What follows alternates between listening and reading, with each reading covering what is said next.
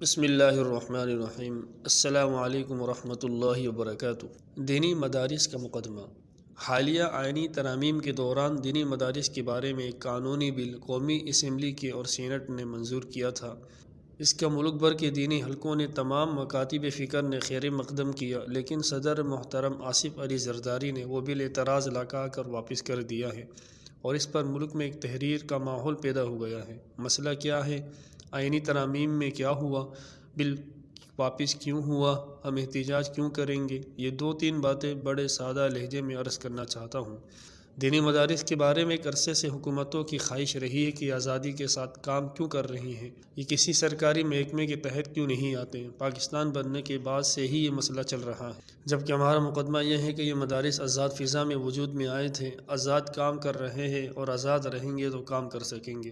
جب 1858 کے بعد انگریزوں نے یہاں قبضہ کیا تو اس وقت کے نظام تعلیم میں سے قرآن پاک، حدیث و سنت، عربی و فارسی زبانیں، شہری قوانین نکال دیے تھے اور اس کی جگہ انگریزی زبان اور انگریزی قانون لائے تھے۔ تب قرآن و سنت، فقہ اسلامی، عربی اور فارسی علوم اور مضامین کی تعلیم کے تحفظ کے لیے یہ مدارس آزادانہ طور پر قائم ہوئے تھے کہ یہ کام حکومت نہیں کرے گی تو ہم کریں گے۔ چنانچہ آزادانہ طور پر دیوبند میں پہلا مدرسہ بنا، پھر آہستہ آہستہ پورے ملک میں اس نہج پر کہ ہم سرکاری نظم کے بغیر آزادانہ طور پر قرآن و سنت، فقہ و شریعت اور عربی و فارسی پڑھائیں گے۔ 1962 سے تو اب کا یہ مدرسہ انوار العلوم بھی اس طرز پر کام کر رہا ہے۔ آج بر صغیر کا ماحول اس حوالے سے دنیا میں ممتاز ہے کہ یہاں دینی تعلیم باقی ہے۔ درس نظامی کی تعلیم اس طرز پر صرف جنوبی ایشیا میں ہے۔ بھارت، پاکستان، بنگلہ دیش میں اس وقت مجموعی طور پر مدارس کی تعداد 1 لاکھ سے زیادہ ہے، جو عوام کے چندے سے چل رہے ہیں۔ اگر آپ ان مدارس میں کام کرنے والوں کی تنخواہیں شمار کریں تو آپ کے آخری درجے کے ملازم کے برابر بھی نہیں بنتی، لیکن یہ کام آزادی کے ساتھ کر رہے ہیں کہ ہم نے قرآن پاک پڑھانا ہے، حدیث پڑھانی ہے، فقہ پڑھانی ہے، شریعت پڑھانی ہے۔ جو مضامین انگریز نے 1858 کے بعد نظام تعلیم سے نکال دیے تھے، ہم نے وہ پڑھانے ہیں۔ الحمدللہ اب تک پڑھا رہے ہیں اور انشاءاللہ پڑھاتے رہیں گے۔ یہ مدارس سرکاری مداخلت اور امداد قبول نہیں کرتے۔ اس کی ایک وجہ یہ بھی ہے کہ ان مدارس کے نظام کے بانی حضرت مولانا محمد قاسم نانوتوی رحمۃ اللہ علیہ نے دیوبند کے جو اصول قائم کیے تھے، ان میں یہ ایک مستقل اصول ہے کہ کسی ریاست کی امداد نہیں لینی، صرف عوام کے چندوں پر نظام چلانا ہے، نہ امداد قبول کرنی ہے نہ مداخلت۔ 150 سال ہو گئے ہیں ہم اس پر قائم ہیں، لیکن ہمارے ہاں ایک عرصے سے 2 آوازیں اٹھائی جا رہی ہیں۔ ایک تو یہ ہے کہ مدارس سرکاری تحویل میں کیوں نہیں آتے، اور دوسری بات کہ مشترکہ تعلیم کیوں نہیں دیتے۔ میں دونوں سوالوں کا جائزہ لوں گا کہ محکمہ داخلہ اور محکمہ تعلیم ان دینی مدارس کو آخر کیوں کنٹرول کرے، جب ہم ان سے کچھ مانگتے نہیں ہیں بلکہ وہ دیتے ہیں اور ہم نہیں لیتے، تو ہم ان کی مداخلت کیوں قبول کریں۔ صدر محمد ایوب خان مرحوم کے زمانے میں حکومت نے کچھ مدارس اپنے کنٹرول میں لیے تھے، وہ یاد دلانا چاہوں گا۔ جامعہ عباسیہ بہاولپور ریاست کا سب سے بڑا مدرسہ تھا۔ محکمہ تعلیم نے اپنے کنٹرول میں لے لیا کہ ہم ایک ماڈرن یونیورسٹی بنائیں گے اور دونوں تعلیمیں اکٹھی دیں گے۔ بہاولپور یونیورسٹی کا پرانا نام جامعہ عباسیہ ہے، مگر ہوا یہ کہ وہاں قرآن و سنت کی جو تعلیم دی جاتی تھی وہ رفتہ رفتہ ختم ہو گئی ہے، اور اب اس کے نصاب میں اور پنجاب یونیورسٹی کے نصاب میں کوئی فرق نہیں۔ درس نظامی کا کوئی کورس بھی اب نہیں پڑھایا جاتا، وہاں وہی تعلیم ہے جو ملتان یونیورسٹی میں ہے، جو کراچی یونیورسٹی میں ہے، جو جام شوروں یونیورسٹی میں ہے۔ یہ تو محکمہ تعلیم نے ہمارے ساتھ کیا۔ محکمہ اوقاف نے بھی ایوب خان مرحوم کے دور میں کچھ مدارس اپنے تحویل میں لیے تھے، یہ کہہ کر کہ ہم نظام بہتر کریں گے۔ 2 مدرسے مثال کے طور پر عرض کرتا ہوں۔ لاہور نیلا گنبد میں جامعہ رحیمیہ کے نام سے مدرسہ تھا، جو محکمہ اوقاف نے تحویل میں لیا۔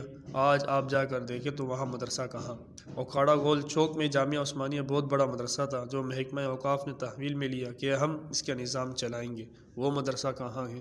بہت سے مدارس محکمہ تعلیم نے لیے تھے، آج اول تو وہ مدرسے موجود ہی نہیں ہے، اگر کوئی ہے تو وہاں دینی تعلیم نہیں ہے۔ یہ تجربہ ہم دہرانے کے لیے قطعاً تیار نہیں کہ دینی مدارس کو اپنے تحویل میں لے کر رفتہ رفتہ بہاولپور یونیورسٹی بنا دیا جائے یا صفحہ ہستی سے مٹا دیا جائے۔ اس لیے ہم مدرسے کی آزادی کی بات کرتے ہیں کہ ہم لوگوں کے تعاون سے آزادی کے ساتھ کام کرتے ہیں۔ ہمیں کئی حکومتوں کی طرف سے کئی بار پیشکش ہو چکی ہے، لیکن ہمارے بڑوں نے ہمیں ہدایت دے رکھی ہے کہ نہ سرکار کی مدد لینی ہے نہ مداخلت قبول کرنی ہے۔ ایک بات یہ کہی جاتی ہے کہ مدارس میں دہشت گرد پیدا ہوتے ہیں، اس لیے ان کی الگ رجسٹریشن اور چیکنگ کی ضرورت ہے۔ میرا سیدھا سا سوال ہے کہ جن لوگوں کو دہشت گرد کہتے ہو، بتاؤ ان میں مدرسوں کے پڑھے ہوئے اور یونیورسٹیوں کے پڑھے ہوئے کتنے ہیں؟ اور کیا کراچی یونیورسٹی کے اسٹوڈنٹ میں دہشت گردی نہیں ہے؟ اور کیا یونیورسٹیوں کے طالب علم افغانستان وغیرہ کے جہادوں میں شریک نہیں ہوئے؟ سارا نزلہ مدارس پر کیوں گر رہا ہے؟ یہ دہشت گردی اگر پڑھائی ہم نے ہے تو جنہوں نے سکھائی وہ ذمہ داری کیوں نہیں قبول کر رہے؟ ان طلباء کو یونیورسٹیوں کے ہو یا مدرسوں کے، افغانستان کے جہاد کے دوران ٹریننگ کس نے دی تھی؟ جنہوں نے ٹریننگ دے رکھی، جنہوں نے ٹریننگ دے کر استعمال کیا ہے، وہ کہاں ہیں؟ انہوں نے ٹریننگ مدرسے میں تو نہیں لی، کیمپوں میں لی تھی۔ وہ اپنی ذمہ داری سے آنکھیں بند کر کے سارا ملبہ مدرسوں پر ڈال رہے ہیں۔ ہم یہ بات قبول نہیں کرتے۔ یونیورسٹیوں اور کالجوں طلباء بھی تھے اور ان کے علاوہ دوسرے لوگ بھی تھے۔ ہم مدارس میں دین پڑھا رہے ہیں۔ آزادی رہے گی تو دین رہے گا، ورنہ سارا ملک بہاولپور یونیورسٹی بن جائے گا۔ اس کے لیے ہم تیار نہیں۔ دینی مدارس کے 5 وفاق چلے آ رہے ہیں: دیوبندی، بریلوی، اہل حدیث، جماعت اسلامی اور شیعہ۔ رجسٹریشن سے کبھی کسی نے انکار نہیں کیا، لیکن رجسٹریشن کا جو قانون باقی اداروں کے لیے ہے وہی مدارس کے لیے بھی ہو۔ اکاؤنٹ سسٹم، چیکنگ کا جو نظام باقیوں کے لیے ہے ہمارے لیے بھی ہو۔ آپ خود کہتے ہیں کہ امتیازی قانون نہیں ہونا چاہیے، تو مدرسے کے لیے امتیازی قانون کیوں؟